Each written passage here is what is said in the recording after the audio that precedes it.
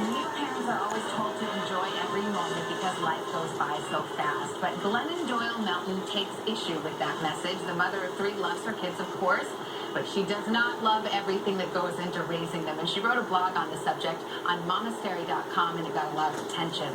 Now, Glennon is out with her first book, Carry On, Warrior Thoughts on a Life Unarmed. Glennon, good morning. It's good to see you. It's so great to be here. Well, the essay was called Do Not Carpe Diem. It got a lot of attention. And what was your basic message?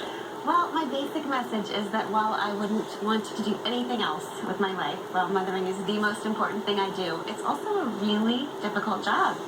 And I don't know any other difficult jobs that people expect the people doing that job to enjoy every second of it. And not to acknowledge the difficulty. You wrote in this particular piece, I used to worry that not only was I failing to do a good enough job at parenting, but that I wasn't enjoying it enough. Double failure. I felt guilty because I wasn't in parental ecstasy every hour of every day, and I wasn't making the most of every moment like the mamas in the parenting magazines seem to be doing. I mean, you're talking about an experience that a lot of moms have where older women come up to them and say, are these kids precious? Are you enjoying this moment when the kids having a meltdown in the line at Target?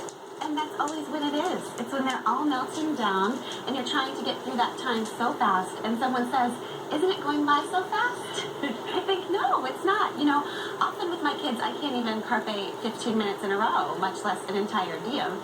So at our blog, at Monastery, we just talk about grabbing a couple great moments a day and calling that a success and not worrying about a great day. One of the reasons your blog has gotten a lot of attention is because you are so honest, not only about the travails of parenting, but about your own past. You write about being a bulimic at one time in your life, struggling with alcohol, and then you had a turning point. Tell me about that. Well, I think the turning point really came when I realized that my addiction, just like any other hiding place, perfectionism, overworking, it really is a hiding place. And hiding places aren't safe because we really are wired to connect with each other.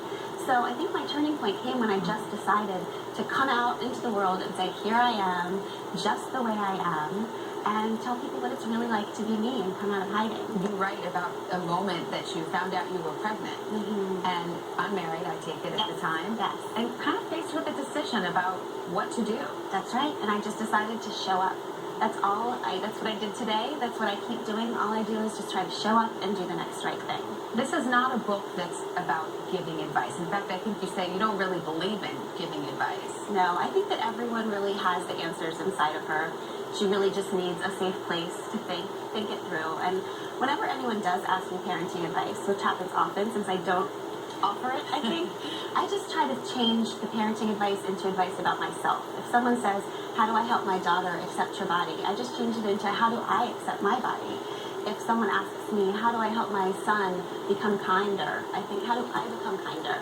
And then I just hope that my children are watching me and will learn from my example. One of the things you've said is that when people are asking for advice, you think they're actually asking just to be loved. Absolutely. Absolutely. If people are given enough time and space in a non-judgmental space, they will find answers themselves. You've talked about your relationship. I know it's had its ups and downs, and you've been very honest about that too. So how are you guys doing at this moment? We are doing really well. We're together.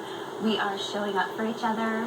We are taking it one day at a time. We're grabbing a couple great moments a day, and we're doing it together. Well, Glennon Doyle Melton, thank you so much for being here. I think you have a very distinct voice, and it's great to have you here. Thank you so much. And again, the book is called Carry On, Warrior.